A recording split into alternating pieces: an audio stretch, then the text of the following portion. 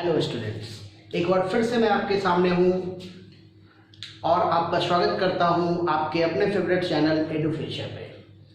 तो इस चैनल पे आपको पता होगा कि क्लास 8, 9, 10, इवन 11 का भी मैंने अब टॉपिक स्टार्ट कर दिया है। तो आप घर पे बैठ करके बहुत ही आराम से ये सारे टॉपिक को ईजिली समझ सकते हो और अपने टॉपिक को रिवाइज कर सकते हो। इवन आप टेलीग्राम पे भी हमको फॉलो कर सकते हो। अगर आपको इस टॉपिक से रिलेटेड कोई क्वेश्चंस आपके मन में आते हैं, बिल्कुल डाउट होगा तो क्वेश्चंस पढ़ेंगे आप तो क्वेश्चंस तो आएगा ही आएगा।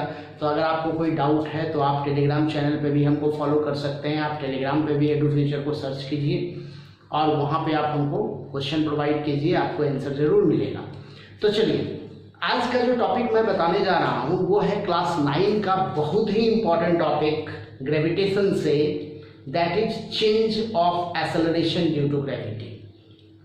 एक्सेलरेशन ड्यू टू ग्रेविटी में क्या चेंजेज होता है जब हम कंडीशन बदलते हैं, मतलब अंडर डिफरेंट, मतलब वो कौन सा फैक्टर है जो एक्सेलरेशन ड्यू टू ग्रेविटी को चेंज करता है।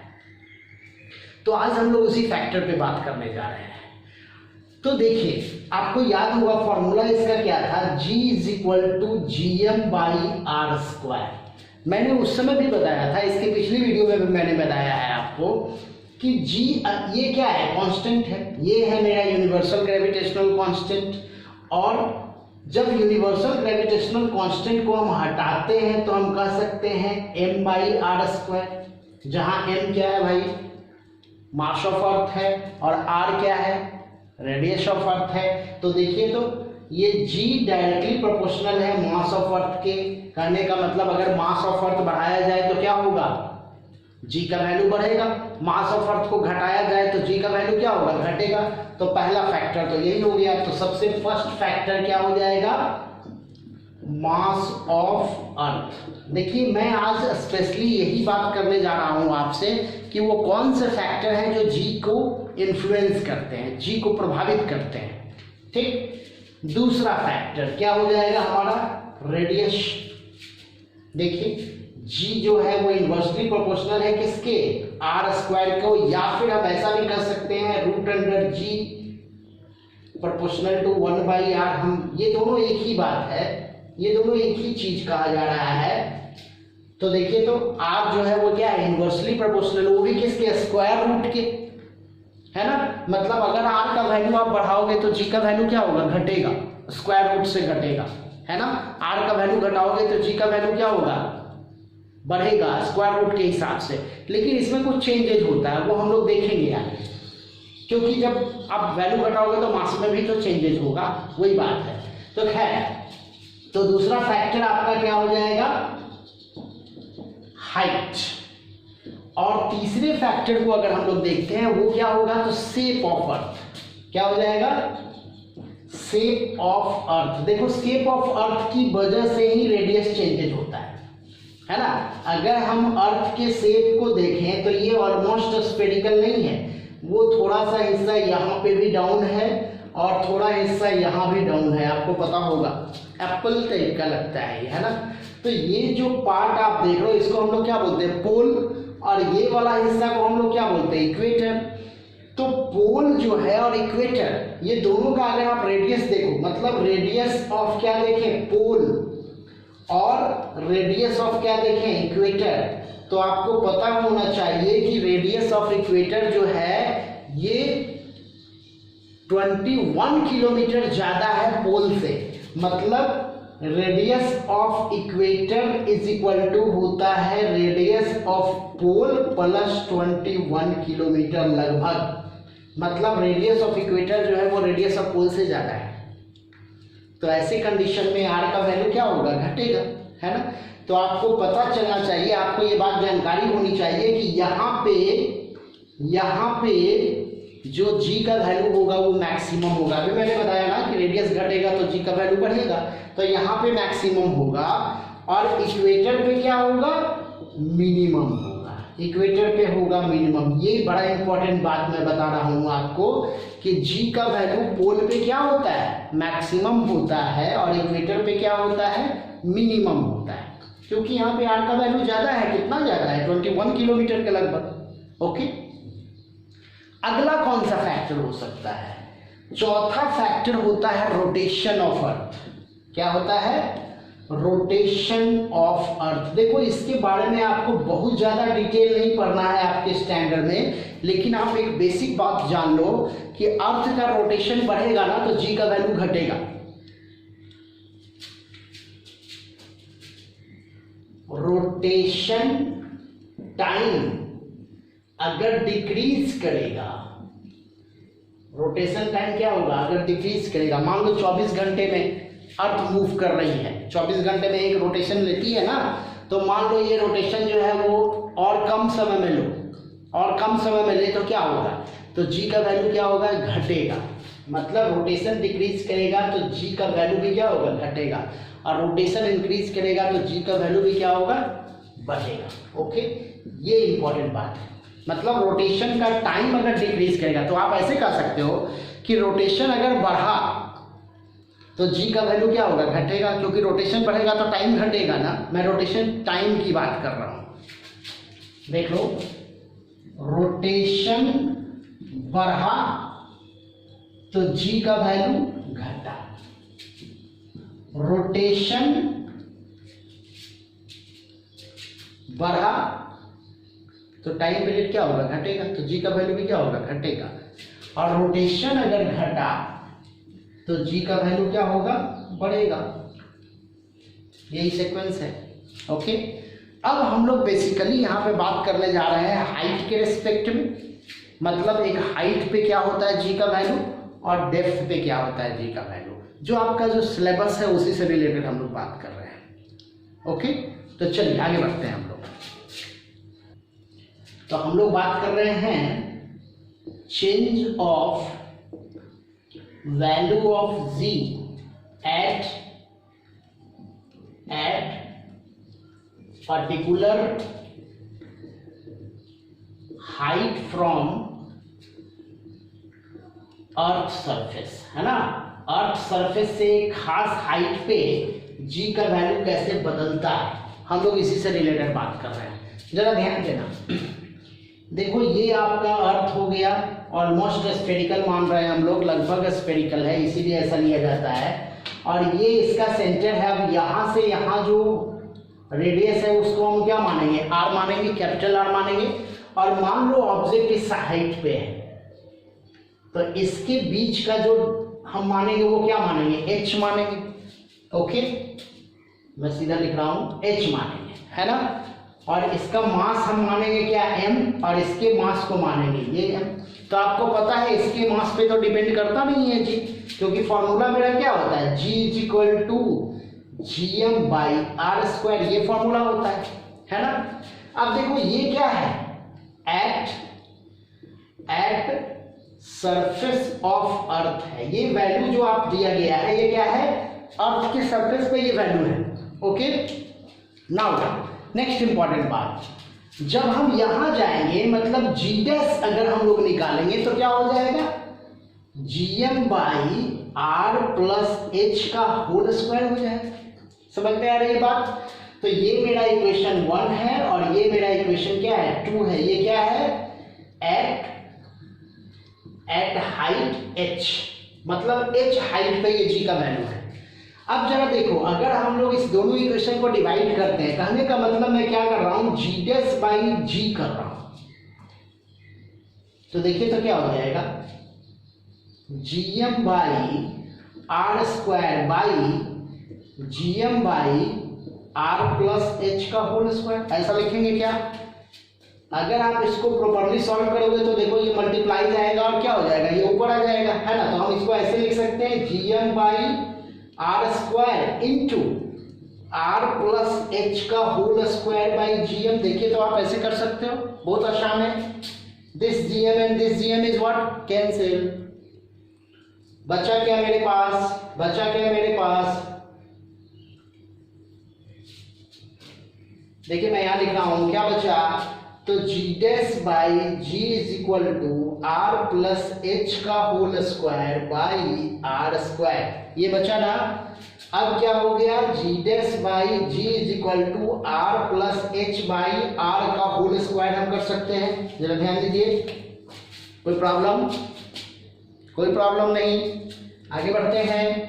चलिए यहाँ लिखते हैं, मैं यहाँ लिखता हूँ। चलिए आ रहा। तो हम इसको क्या लिखेंगे, ध्यान दीजिएगा, G dash by ji is equal to क्या, देखो इसको ऐसे लिख सकते हैं क्या, R by R plus H by R का होल स्क्वायर, ऐसे लिख सकते हैं क्या, देखिए लिख सकते हैं, बिल्कुल लिख सकते हैं, आर बाई आर या एच बाई आर प्लस, है ना। अब क्या लिख सकते हैं, G dash by ji is equal to, देखिए तो इसको हम 1 लिख सकते हैं, 1 प्लस एच बाई आर का होल स्क्वायर। कोई प्रॉब्लम नहीं है। फाइनल इक्वेशन देखिए, मैं यहां लिख रहा हूं, क्या हो जाएगा, g dash is equal to g और क्या 1 प्लस एच बाई आर का whole square. This is the final equation. मतलब एक हाइट पे आप जी डैश का वैल्यू निकाल सकते हो इस इक्वेशन से। बहुत इंपॉर्टेंट इक्वेशन है आपके स्टैंडर्ड के लिए। तो इस तरह से हम लोगों ने देखा कि हम कैसे ऐसा कर सकते हैं। आप जल्दी से इसका एक स्क्रीनशॉट ले लो, ज़्यादा अच्छा रहेगा, या आप वीडियो को पॉज करके भी आप इस सारे सिस्टम को उतार सकते हो। ओके, क्लियर है। चलिए आगे बढ़ते हैं। अब हम लोग बात करने जा रहे हैं, ये इक्वेशन आपके लिए बहुत इंपॉर्टेंट है क्योंकि इसी इक्वेशन पे मैं आपको अलग से न्यूमेरिकल बताऊंगा। ओके, अब हम लोग बात करते हैं एट पर्टिकुलर डेप्थ, कि डेप्थ पे जी का वैल्यू कैसे चेंज करता है, हम लोग उसकी बात कर रहे हैं।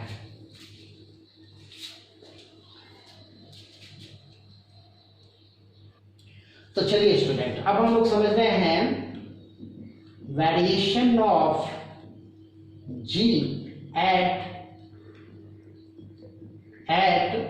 पर्टिकुलर डेप्थ, है ना। मतलब एक पर्टिकुलर डेप्थ, उसको मान लो मैं डी मान लेता हूं। ओके, नहीं कैपिटल डी कर देते हैं, कैपिटल डी मान लेते हैं, ठीक। अब जरा समझो, ये हमारा अर्थ, ये इसका रेडियस को हम लोग किससे रिप्रेजेंट कर रहे हैं, कैपिटल आर से। मान लो डेप्थ में आया, मान लो ऑब्जेक्ट जो है वो यहां आ गया है, डेप्थ में है, तो इस जो डेप्थ है ना, उस डेप्थ को हम क्या माने, तो उसको हम लोग मानेंगे कैपिटल डी। तो देखिए, तो यहां अगर हम एक सर्कल टाइप का बना दें इस तरह से, तो ये वैल्यू जो मेरा होगा वो क्या होगा, ये वैल्यू मेरा क्या होगा, देखिए तो ये वैल्यू मेरा जो होगा, मतलब यहां से यहां तक का वैल्यू क्या होगा, तो ये क्या हो जाएगा, आर माइनस डी हो जाएगा। कोई प्रॉब्लम नहीं। हमने डी, इस पॉइंट को क्या माना है, डी, यहां से यहां तक हमने डी माना, और ये पूरा क्या है मेरा आर है, ये वैल्यू मेरा क्या है, आर है। तो ये वैल्यू के लिए हम लोग अगर इतना निकालेंगे तो ये वैल्यू क्या हो जाएगा, आर। मैंने मान लो इसको मैं ओ दे देता हूं, इसको मैं ए दे देता हूं, और इसको मैं बी दे देता हूं नाम, है ना। तो देखिए, तो ओ ए बराबर क्या हो गया, ओ ए बराबर क्या हो गया, आर, और ओ बी बराबर क्या हो गया, आर माइनस डी, क्योंकि बी पॉइंट जो है वो ऊपर से, मतलब ए बी जो है यहाँ पे क्या है, ए बी जो है वो क्या है, डी। क्लियर है, समझ रहे होंगे इस चीज को। चलिए आगे बढ़ते हैं। अब देखिए, जब एक ऑब्जेक्ट डेप्थ पे होता है ना, तो उसका अलग प्रोसेस होता है। देखिए क्या अलग प्रोसेस होता है, जब हम नीचे डेप्थ पे आ जाएंगे तो ये पूरा मास तो काम नहीं करेगा ना, अर्थ का ये पूरा का पूरा मास काम नहीं करेगा ना। ये देखो, मास की वजह से आपको याद होगा कि मास ऑफ अर्थ डिपेंड करता है जी को। जी बराबर क्या होता है, G M by R square, मतलब मास इफेक्ट करता है। तो जब ऑब्जेक्ट यहाँ आ गया तो इतना ही मास ना उसके ऊपर काम करेगा, ये ऊपर वाला मास तो काम नहीं करेगा ना उसके ऊपर। इस मास के वजह से उसके ऊपर जी लग रहा है। ओके, अब जरा ध्यान देना, जब इस मास की वजह से उसके ऊपर जी लग रहा है तो यहाँ पे फैक्टर उस मास से रिलेटेड हो जाएगा। तो आपको पता होगा कि डेंसिटी इज इक्वल टू होता है मास बाई वॉल्यूम, बहुत ही इंपॉर्टेंट फैक्टर है। तो मास बराबर क्या होगा, मास बराबर क्या होगा, डेंसिटी इनटू वॉल्यूम। मास बराबर क्या हो जाता है, डेंसिटी इनटू वॉल्यूम। अब जरा देखो, इसके टर्म में हम लोग बात कर रहे हैं। अभी मैंने बताया कि जी इज इक्वल टू क्या होता है, gm/r²। क्लियर है, कोई प्रॉब्लम नहीं इसमें। तो मास अगर हम लोग देखें तो क्या होगा, तो डेंसिटी इंटू वॉल्यूम। मान लो डेंसिटी ऑफ अर्थ को हम मान लेते हैं स्मॉल डी। देखते हैं यहाँ पे, let density is small d. Density क्या है, स्मॉल डी है। अब जरा मुझे बताओ कि m बराबर क्या होगा, डेंसिटी इनटू वॉल्यूम। देखो अर्थ हमारा क्या है, स्फीयर है, तो आपको याद होगा वॉल्यूम ऑफ स्फीयर क्या होता है। चूंकि अर्थ को हम लोग एज ए स्फीयर मान रहे हैं, तो वॉल्यूम ऑफ स्फीयर क्या होता है, तो वॉल्यूम ऑफ स्फीयर क्या होता है, 4/3 πr³। ये है वॉल्यूम ऑफ स्फीयर, है ना, 4/3 πr³। क्योंकि r मैंने इसलिए कैपिटल ले लिया है क्योंकि रेडियस ऑफ अर्थ है। अब देखो यहाँ पे डेंसिटी बराबर, मास बराबर क्या हो जाएगा, डेंसिटी इंटू वॉल्यूम। तो वॉल्यूम क्या हो जाएगा, 4/3 पाई और r³, वही वैल्यू रख देंगे हम, कोई प्रॉब्लम नहीं। अब जरा देखो इस इक्वेशन पे आते हैं, तो g बराबर क्या होगा, मतलब सरफेस पे, ये क्या है, एट सरफेस है, तो g बराबर मैं लिख देता हूं, एट क्या है, सरफेस पे है, ये सरफेस पे है ना। तो g बराबर क्या हो जाएगा, समझिएगा बात को, g और मास बराबर हम ये वैल्यू रख देंगे, मतलब क्या, d into 4 into πr³ by, देखो r² इंटू ये जो 4 था तो 4/3 था ना, तो ये वैल्यू ऐसे हो जाएगा। देखो क्लियर है, कोई प्रॉब्लम नहीं। देखो g is equal to g रखा हमने, m का वैल्यू हमने ये रखा है, ये वैल्यू हमने रखा है m का, ये पूरा वैल्यू हमने m का रखा है, और r² जो था तो m का वैल्यू 4/3 था, तो 4 ऊपर 3 नीचे, बाकी सब इक्वेशन एज इट इज है। तो देखो तो r² इससे कटेगा, ये r² था, ये r³ था, तो मेरा फाइनल इक्वेशन क्या आ गया, देखिए फाइनल इक्वेशन यहाँ पे आ गया, g is equal to g into D into 4 into π/3। देखिए तो चेक कीजिए, कोई प्रॉब्लम,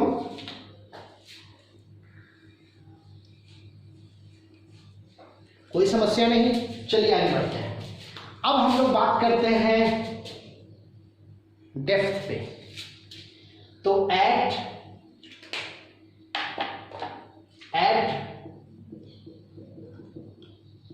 पर्टिकुलर डेप्थ, और उसको हम लोग d माने हैं। देखिए एट पर्टिकुलर डेप्थ को हमने d माना है, क्या हो जाएगा, फिर से इक्वेशन लाते हैं। पहले तो हम लोग मास निकाल लें, तो m बराबर क्या हो जाएगा, डेंसिटी तो होगा, डेंसिटी चेंज थोड़ी हो जाएगा, है ना, तो डेंसिटी तो होगा इंटू 4/3 पाई तो होगा, लेकिन r के बदले में हम लोग क्या वैल्यू रखेंगे, r-d, मतलब क्या, r-d का क्यूब। कोई दिक्कत, कोई प्रॉब्लम, समझ में आ रहा है। देखो d इंटू 4/3 πr³, जब सरफेस पे था, जब डेप्थ पे है तो क्या हो जाएगा, r-d रख देंगे, वही हमने रखा है। ये मास हो गया मेरा इस पर्टिकुलर का। अब जरा ध्यान दो,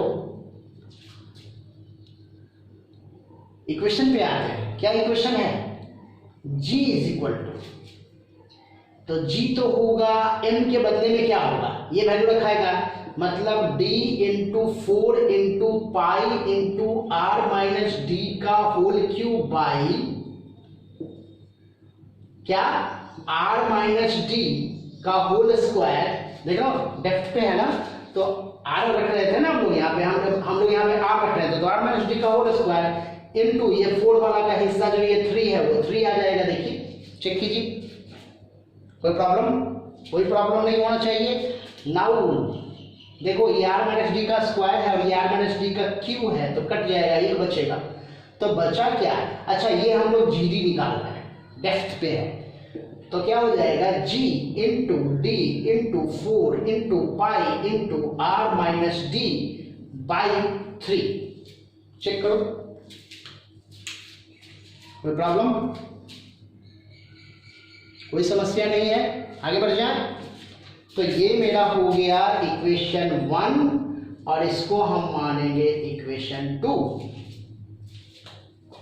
क्लियर? अब क्या करेंगे, GD बाई जी करेंगे, मतलब 2 डिवाइडेड बाई 1 करेंगे। तो देखिए क्या हो जाएगा, GD by ji is equal to, ध्यान देना, GD बाई जी, GD मेरा क्या है, G into D into 4 into pi into R minus d, कोई प्रॉब्लम, बाई 3। और इसके बटा में क्या हो जाएगा, इसके बटा में क्या हो जाएगा, G into D into 4 into pi into R, R बचा है भाई, ये आर होगा, है ना, आर होगा। ओके, क्योंकि यहां से एक आर बच गया था, चलिए मिस्टेक था ये, तो आर होगा, आर बाई क्या है 3। ये मेरा इक्वेशन आ चुका है। तो इधर की इक्वेशन को मैं मिलाता हूं, ये सब क्लियर है। एक स्क्रीनशॉट ले लो जल्दी से इसको, या वीडियो को पॉज करके आप देख सकते हो, क्योंकि मैं मिटा रहा हूं इसको। अब देखिए मैं इसको मिटा रहा हूं, ध्यान देना, क्योंकि फाइनल इक्वेशन हमको लेना है। अब देखो इस इक्वेशन को मैं इधर ला रहा हूं, ध्यान दीजिएगा। तो हम कह सकते हैं GD by ji is equal to क्या, अब GD by ji is equal to क्या हो जाएगा, G into D into 4 into pi into R minus d by 3 into, थोड़ा सा और यहां मिटाना पड़ेगा हमको, इंटू क्या, 3 बाई क्या, G into D into 4 into pi into R. कोई समस्या नहीं, देख लीजिए, चेक करो, क्लियर है सब चीज, तो कोई प्रॉब्लम नहीं, 3 भी गया। तब बचा क्या, GD by ji is equal to R minus d by R. Check करो, कोई समस्या नहीं, क्लियर है सारा चीज।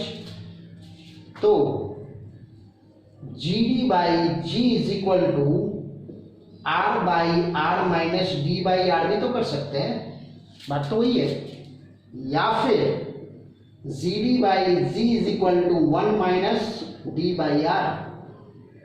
ये हमारा हो गया किसके ऊपर, जब हम डेप्थ पे थे, एक पर्टिकुलर डेप्थ पे हमारा ये वैल्यू आएगा, किसके लिए, G के, स्मॉल g का वैल्यू। अब यहां से हम ऐसा भी तो कर सकते हैं, GD इज इक्वल टू क्या, G 1 minus d by R, कोई प्रॉब्लम। तो ये मेरा हो गया फाइनल इक्वेशन एट डेप्थ।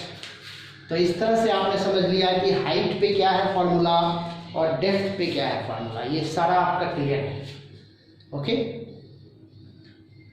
तो इस तरह से ये सारा टॉपिक आपका मैंने क्लियर कर दिया है। अब हम लोग इसी से रिलेटेड कुछ न्यूमेरिकल्स देख लेंगे, है ना, जो आपके लिए प्रैक्टिस सेशन होगा, उसमें आप प्रैक्टिस कर सकते हो उस न्यूमेरिकल का, और उसका मैंने जो न्यूमेरिकल होगा उससे मैं और भी न्यूमेरिकल्स आपको प्रोवाइड कर दूंगा टेलीग्राम पे, है ना। आप जैसा मैंने पहले भी बताया कि आप टेलीग्राम पे जाकर के वो सारे न्यूमेरिकल्स को सर्च कर सकते हो, सॉल्व्ड न्यूमेरिकल्स भी वहाँ पे मिल जाएंगे आपको, और अनसॉल्व्ड न्यूमेरिकल्स मिलेंगे जो आपको प्रैक्टिस के लिए बेनिफिशियल होगा। ओके, तो बहुत बहुत धन्यवाद आप लोगों का इस चैनल पे कंटिन्यूसली बने रहने के लिए, और आपके सपोर्ट के लिए। इस चैनल को ज़्यादा से ज़्यादा आप शेयर करो। अगर अभी तक आपने सब्सक्राइब नहीं किया है तो आप चैनल को सब्सक्राइब कीजिए, क्योंकि अप टू 11th क्लास तक और इवन 12th क्लास तक आपको ये बहुत बेनिफिशियल होने जा रहा है। Thank you.